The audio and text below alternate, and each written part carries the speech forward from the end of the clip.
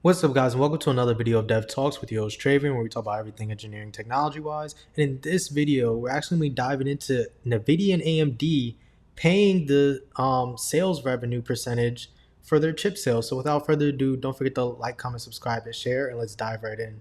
How is this going to work?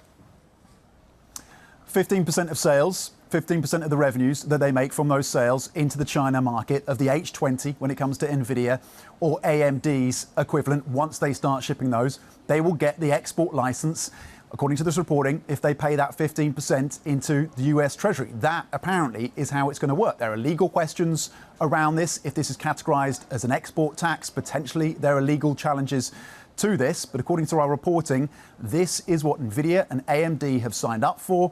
And again, quoting some of the analysts in our own reporting, pretty unprecedented. Hard to think of another example of a US corporate signing up to this kind of export demand from the US government. China, meanwhile, yet to officially comment, John, on this development, but they have in recent days pointed out through state media and through blogs affiliated with state media concerns about what they describe as national security risks associated with NVIDIA's H20 at a time, of course, when China is now showing no signs at all of walking back from its doubling down on building out its own chip sector and ensuring that it has less dependency on those US AI accelerators. So when we're looking at these companies, right, and these companies, even though NVIDIA isn't originally based in US, they're all trading on the US stock market. So for US companies to do business in certain countries, there's now parameters put on, especially with the tariffs, and there's a whole bunch of national security stuff with giving other countries or selling other countries certain technology, especially when you're trying to stay ahead as a country, that people don't sit here and think about sometimes. Like, why would NVIDIA and AMD do something like this? Probably to keep their sales revenue intact. And they're also doing this as a favor for potentially China, in a sense, so that it kind of slows down their options or lowers their options as far as going with their own uh, chip companies. And this is one of the reasons why everybody was worried about China taking over Taiwan, because most of the chips are actually being developed in Taiwan. So that's another reason why Trump wants to get some of these chip makers, and why the Taiwan semiconductor company is building a manufacturing plant in the US, so that if anything happens like that of a sort, where if, say, Taiwan does get taken over by China somehow or whatever, they still have a steady manufacturing pipeline of semiconductors to be able to supply not only our US companies that we're trading, like NVIDIA, AMD, and all of those other companies, Intel, and all of that, not only to supply them, but to protect our own interests as well, too. If we let them do everything over there and have them have all the control of everything, this is the reason why we're in this boat in the first place, because it's not overall fair. And a lot of people are sitting here and thinking about, hey, what if the prices go up? What if they raising the costs and everything? For a company for two companies to sit here and say that they're going to eat the 15% and just pay it to the US, that should tell you something about them raising their business prices and everything. There's only so much that I believe companies can even scale and raise their prices, even though some do it a lot. And a lot of companies now, they might not even be getting heavily impacted, but they're just using it as an excuse, because we live in a capitalistic society, to raise their prices or to try to promote specific sales and everything. If you've ever worked in retail, you have to understand how this stuff works. If you're just going out there willy-nilly and selling, especially if you've been a salesman, you know how margins work.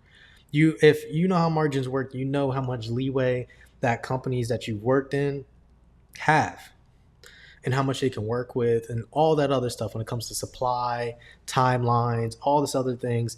If stuff is made more closer by, it's a lot easier to get the supply, in a sense. But how is everything going to be made? I recently saw somebody in the comments, and they try to mention about how much, because we were talking about the investment that Apple made to build like a lot of Apple products in the US. And they were talking about how it costs so much more per person to develop these or manufacture these products. What people don't tend to understand is how fast robotics and AI has been moving in the last few years. People just haven't gotten it yet. The main things that we're going to see in the next 4 years when all these manufacturing plants get put up, they're majorly probably going to be automated in some form. They're either going to have robotics everywhere developing and manufacturing all this stuff, and then they'll have the higher paid overseeing people and special engineering and people who work in these plants to coincide in these plants where they won't need as many workers as they do overseas in America to help develop these stuffs. And guess what? If you don't think that they're not going to do the same thing overseas to their own people, they are going to. They are going to, which is going to make it even more worse for them than it would for us, especially in the long term when it comes to it.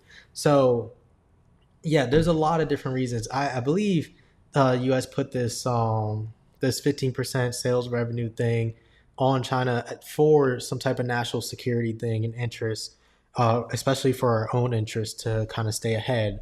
I believe that's the main reasoning why, but we'll see if they have anything else important to say before we wrap this up.